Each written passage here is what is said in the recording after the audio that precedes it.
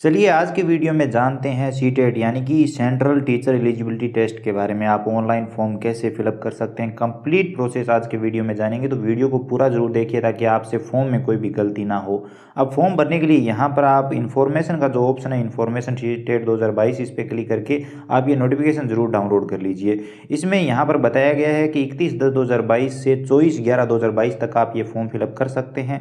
इसी के साथ यहाँ पर जो एग्ज़ाम की डेट रहेगी वो दिसंबर 2022 से जनवरी 2023 के बीच में रहेगी लगभग। तो ये आप यहाँ पर देख सकते हैं।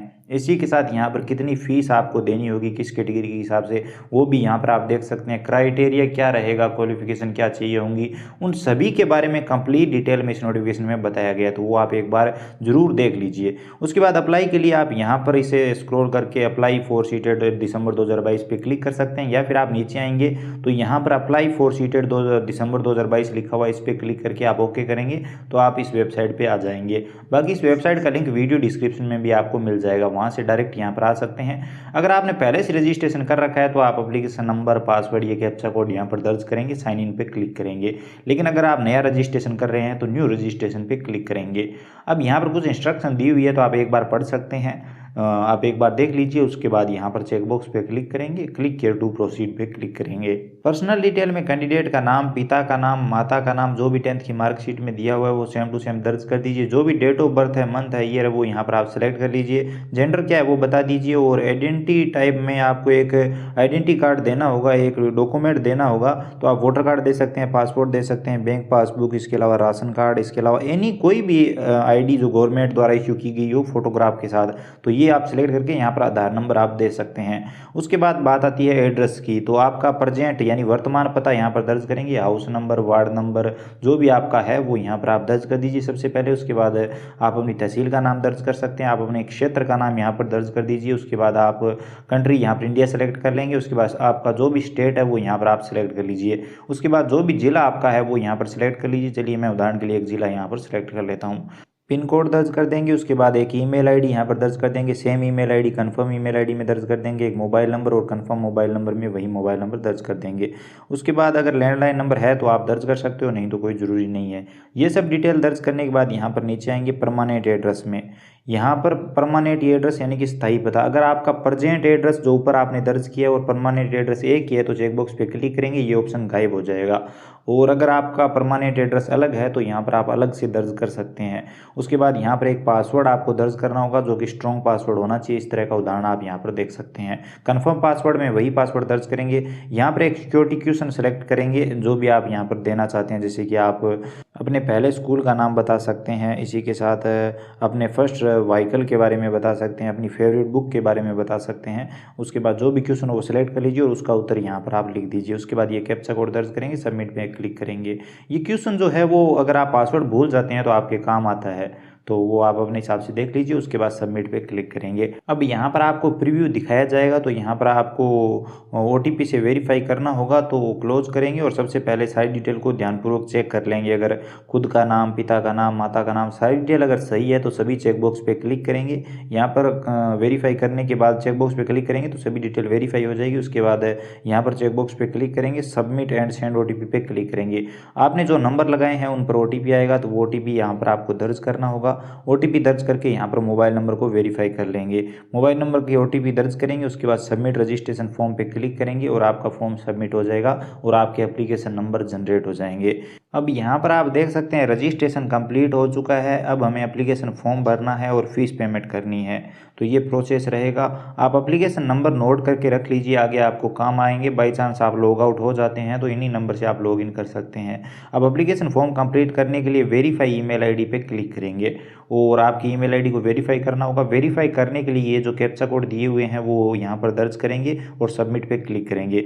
आपने जो भी ईमेल आईडी यहाँ पर दर्ज कर रखी है उस पर OTP आएगा, OTP दर्ज करेंगे, वेरीफाई पे क्लिक करेंगे, ईमेल आईडी सक्सेसफुली वेरीफाई हो जाएगी।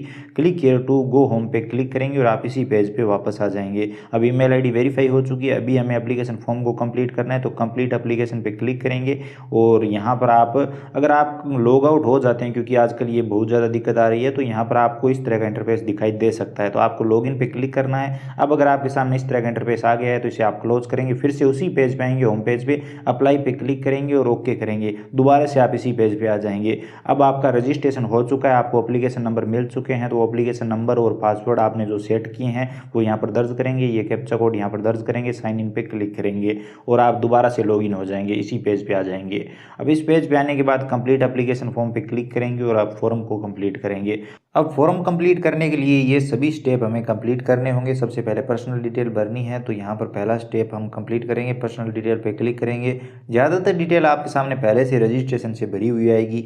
यहाँ पर आप नेशनलिटी चुनेंगे, तो यहाँ पर हम इंडियन सेलेक्ट कर लेते हैं। उसके बाद जो भी कास्ट कैटेगरी है, ओबीसी, एससी, एसटी, जनरल जो भी आपकी है वो सिलेक्ट कर लीजिए। उसके बाद अगर आप विकलांग हो तो यहाँ पर आप यस कर सकते हो। यस करके आप कैटेगरी जो भी विकलांग कैटेगरी विकलांग सर्टिफिकेट में दी हुई है वो यहाँ पर आप सिलेक्ट कर लीजिए। अगर नहीं हो तो आप यहाँ पर नो कर देंगे। उसके बाद एम्प्लॉयमेंट स्टेटस, अगर आप काम करते हो तो यस कर सकते हो, नहीं तो नॉट एम्प्लॉयड आप पे आप क्लिक कर देंगे। उसके बाद यहाँ पर आप आएंगे और कैप्चा कोड दर्ज करेंगे, सेव एंड नेक्स्ट पे क्लिक करेंगे और आपका ये जो पहला स्टेप है वो कंप्लीट हो जाएगा, यस कर देंगे।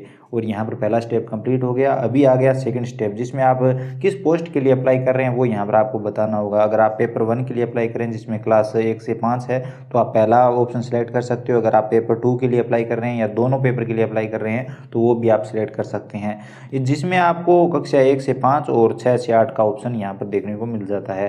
तो अब आप अपनी पहली जो लैंग्वेज है, अपनी चॉइस है, वो यहाँ पर आप सिलेक्ट कर लीजिए। उसके बाद दूसरी भाषा आपकी कौन सी है वो यहाँ पर आप अपने हिसाब से सिलेक्ट कर लीजिए। उसके बाद आपकी मिनिमम क्वालिफिकेशन कक्षा 1 से 5 तक यहाँ पर आपको 1 से 6 नंबर तक सेलेक्ट करना है। तो आप कैसे सेलेक्ट करेंगे, यहाँ पर आप देखिए 1 नंबर आपको तब सेलेक्ट करना है जब आपने सीनियर सेकेंडरी 50% के साथ आप पास आउट हो या फिर अपेयरिंग हो और आपने final year 2 year diploma elementary education में कर रखा है तो आप पहला ऑप्शन सेलेक्ट करेंगे।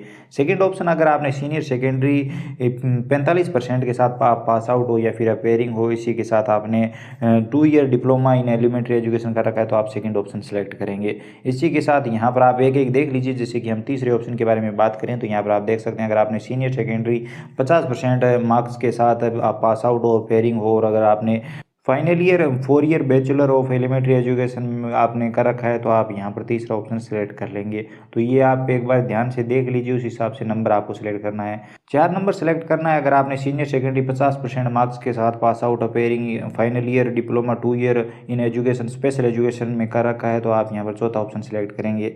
पाँचवा ऑप्शन, अगर आपने ग्रेजुएशन 50% मार्क्स के साथ आप pass out, appearing, final year bachelor of education BEd कर रखा है तो आप पाँचवा ऑप्शन सेलेक्ट करेंगे। बाकी यहाँ पर आप एक बार सारी डिटेल ध्यान से पढ़ लीजिए। अगर आपको इंग्लिश समझ में नहीं आती है तो आप ट्रांसलेट करके भी पढ़ सकते हैं। छठा ऑप्शन, अगर आपने पोस्ट ग्रेजुएशन 50% मार्क्स के साथ आप पास आउट, अपेयरिंग और बीएड एमएड कर रखा है तो आप यहाँ पर सेकंड ऑप्शन या 6 ऑप्शन सेलेक्ट करेंगे।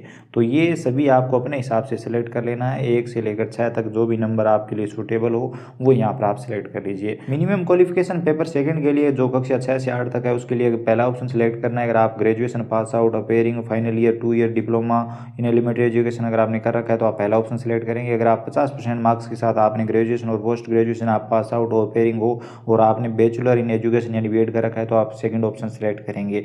तीसरे ऑप्शन के बारे में बात करें तो अगर आपने ग्रेजुएशन 45% के साथ आप पास आउट हो, अपेयरिंग हो और अगर आपने बीएड कर रखा है तो आप तीसरा ऑप्शन यहाँ पर सेलेक्ट करेंगे। चौथे ऑप्शन की बात करें तो अगर आपने सीनियर सेकेंडरी 50% मार्क्स के साथ आप pass out, appearing, final year 4 year bachelor in elementary education कर रखा है तो यहाँ पर आप चौथा ऑप्शन सेलेक्ट करेंगे।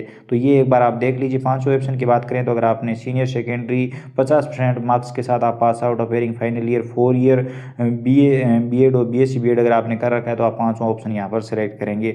छठे ऑप्शन की बात करें तो यहाँ पर आप एक बार पांचवा ध्यान से देख लीजिए, इसमें बीएससी बीएड का भी ऑप्शन है। छठे ऑप्शन की बात करें तो यहाँ पर अगर आपने ग्रेजुएशन 50% मार्क्स के साथ आप पास आउट, अपेयरिंग हो और अगर आपने बीएड स्पेशल एजुकेशन कर रखा है तो आप छठा ऑप्शन सेलेक्ट करेंगे। सातवां ऑप्शन आपको तभी सेलेक्ट करना है जब एनी कैंडिडेट, यहाँ पर लिखा हुआ है आप देख सकते हैं, any candidate having qualified BEd programme से है तो वो यहाँ पर आप देख सकते हैं, उस हिसाब से आपको सेलेक्ट करना है। और यहाँ पर टेट गाइडलाइन के बारे में भी आप एक बार ध्यान से देख लीजिए, अगर इस हिसाब से आप क्वालिफाइड हो तो आप ये सातवां ऑप्शन सेलेक्ट कर सकते हो, नहीं तो आपको ये सिलेक्ट नहीं करना है। एक बार आप इसे ट्रांसलेट करके जरूर पढ़ें और अगर आपको सही लगे, आपके लिए सूटेबल हो तो आप सिलेक्ट करें। आठवें ऑप्शन में अगर आपने पोस्ट ग्रेजुएशन 50% मार्क्स के साथ इसी के साथ यहाँ पर अपेयरिंग और final year 3rd year integrate BEd course कर रखा है तो आप यहाँ पर आठवां ऑप्शन सेलेक्ट करें। करेंगे, तो वो आप अपने हिसाब से देखकर आपके लिए जो भी नंबर सूटेबल हो सिलेक्ट कर लीजिए।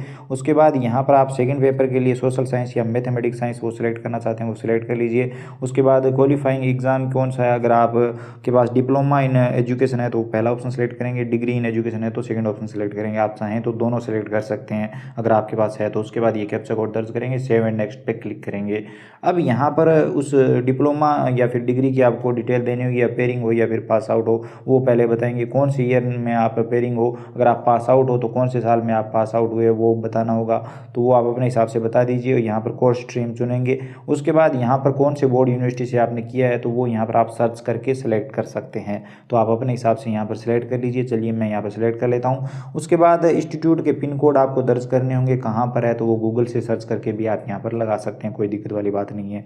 उसके बाद यहाँ पर जो सिक्योरिटी पिन है वो यहाँ पर आप दर्ज करेंगे और यहाँ पर आप नेक्स्ट करेंगे। तो जैसे ही सेव नेक्स्ट पे क्लिक करेंगे अगला पेज आ जाएगा। यहाँ पर फोटोग्राफ और सिग्नेचर आपको अपलोड करने हैं।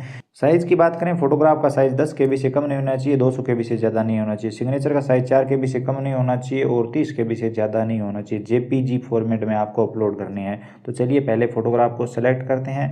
फोटोग्राफ को सिलेक्ट करने के बाद इस तरह से आप उसे एडजस्ट कर सकते हैं, क्रॉप कर सकते हैं, जितना भी आपको रखना हो इस तरह से आप सेट कर लीजिए जो भी आपको रखना हो। उसके बाद आप डन करेंगे, वही फोटोग्राफ अपलोड हो जाएगा। तो हम यहाँ पर सेट कर लिया है हमने और डन कर देंगे। आप चाहें तो यहाँ पर ओरिजिनल भी अपलोड कर सकते हैं जैसा है वैसा।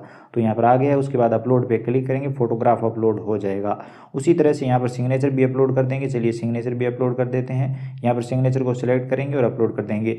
अब यहाँ पर सबसे बड़ी दिक्कत आएगी आपको फॉर्मेट में। यहाँ पर JPG है और आपका फॉर्मेट लगभग होगा JPEG, तो इसमें यहाँ पर वो आप अपलोड नहीं कर पाएंगे। तो इसका सबसे सरल तरीका ये है कि आप गूगल पे जाइए और लिखिए JPEG to JPG। उसके बाद जो भी पहली वेबसाइट आई उस पर आप अपना फोटोग्राफ या सिग्नेचर रख के उसे कन्वर्ट कर लीजिए और यहाँ पर अपलोड कर दीजिए। इससे आप अपलोड कर पाएंगे और ये सबसे सरल तरीका। ये दिक्कत हर व्यक्ति को आएगी जो भी ये फॉर्म भरेगा। फोटोग्राफ को एक फॉर्मेट से दूसरे फॉर्मेट में कन्वर्ट करने के और भी बहुत सारे तरीके हैं, उसके बारे में अलग अलग वीडियो आप देख सकते हैं। उसके बाद ये कैप्चा कोड यहाँ पर दर्ज करेंगे, सेव एंड नेक्स्ट पे क्लिक करेंगे। उसके बाद आपका कौन सा स्टेट है आप एग्ज़ाम के लिए चुन रहे हैं तो वो यहाँ पर आप अपना स्टेट सेलेक्ट कर लेंगे। उसके बाद कौन सा ज़िला आप सिलेक्ट कर रहे हैं एग्ज़ाम के लिए वो यहाँ पर आप सिलेक्ट कर लेंगे। उसके बाद यहाँ पर ज़िले के बारे में कुछ टोटल कैपेसिटी वगैरह आ जाएगी तो वो यहाँ पर आप देख सकते हैं, पूरी डिटेल आ जाती है। उसके बाद यहाँ पर ये सिक्योरिटी पिन दर्ज करेंगे, सेव एंड नेक्स्ट पे क्लिक करेंगे। अब प्रीव्यू दिखाया जाएगा, सारी डिटेल अगर सही है तो सभी चेकबॉक्स पे क्लिक कर देंगे वेरीफाई करते हुए। उसके बाद चेकबॉक्स पे क्लिक करेंगे, फाइनल सबमिट पे क्लिक करेंगे, यस करेंगे। फॉर्म फाइनल सबमिट हो चुका है। यहाँ पर आपको डिटेल आ चुकी है। अब आपको फीस पेमेंट करना है तो अगर आप चाहें तो एडिट कर सकते हैं। अगर सारी डिटेल सही से आपने सबमिट की है तो कितना पेमेंट करना है वो यहाँ पर आप देख सकते हैं। और पे एग्जामिनेशन फीस पे क्लिक करेंगे, यहाँ पर ऑनलाइन पेमेंट को सिलेक्ट करेंगे, प्रोसीड फॉर पेमेंट पे क्लिक करेंगे, ओके करेंगे। डायरेक्ट आप पेमेंट पेज पे आ जाएंगे। यहाँ पर आप किसी भी माध्यम से पेमेंट कर सकते हैं, यानी डेबिट कार्ड यानी ATM कार्ड, क्रेडिट कार्ड और नेट बैंकिंग से पेमेंट कर सकते हैं। सबसे सरल तरीका है तो इसे सेलेक्ट करेंगे और प्रोसीड फॉर पेमेंट पे क्लिक करेंगे। डायरेक्ट पेमेंट पेज पे आ जाएंगे। यहाँ पर क्रेडिट कार्ड का ऑप्शन है, तो अगर आपके पास क्रेडिट कार्ड है तो card number, expiry month, year, CVV number जो कार्ड पे दिए हुए होते हैं, कार्ड धारक का नाम दर्ज करेंगे। उसके बाद मेक पेमेंट पे क्लिक करेंगे। अकाउंट में जो भी मोबाइल नंबर लगे हुए हैं उन पर OTP आएगा, OTP देंगे और आपका पेमेंट सक्सेसफुल हो जाएगा और आपका प्रिंट आउट मिल जाएगा। इसके अलावा अगर आपके पास ATM कार्ड है तो ATM कार्ड से पेमेंट कर सकते हैं। कार्ड नंबर दर्ज करेंगे, कार्ड का expiry month, year, CVV number और कार्ड होल्डर का नाम दर्ज करेंगे, मेक पेमेंट पे क्लिक करेंगे और OTP देंगे और पेमेंट हो जाएगा। इंटरनेट बैंकिंग और QR कोड वाला भी ऑप्शन है जो कि सबसे सरल ऑप्शन है, तो QR code Bhim UPI select करेंगे, मेक पेमेंट पे क्लिक करेंगे, प्रोसीड विद पेमेंट पे क्लिक करेंगे और यहाँ पर आपके सामने QR कोड आ जाएगा जिसे आप गूगल पे, फ़ोन पे, पेटीएम किसी से भी स्कैन करके पेमेंट कर सकते हैं। जैसे ही आप फ़ोन से पेमेंट कर देंगे यहाँ पर ऑटोमेटिक ये पेज रीडायरेक्ट हो जाएगा और आपके सामने फाइनल प्रिंट आउट आ जाएगा। अगर नहीं आता है तो आप दोबारा से यहाँ से लॉगिन करके फाइनल प्रिंट आउट ले सकते हैं। तो दोस्तों सीटेट का फॉर्म भरने का ये कंप्लीट प्रोसेस है। उम्मीद करता हूँ आपको जानकारी समझ में आ गई होगी। वीडियो पसंद आया तो लाइक, शेयर और चैनल को सब्सक्राइब करना ना भूलें। चलिए मिलते हैं अगले वीडियो में, तब तक के लिए।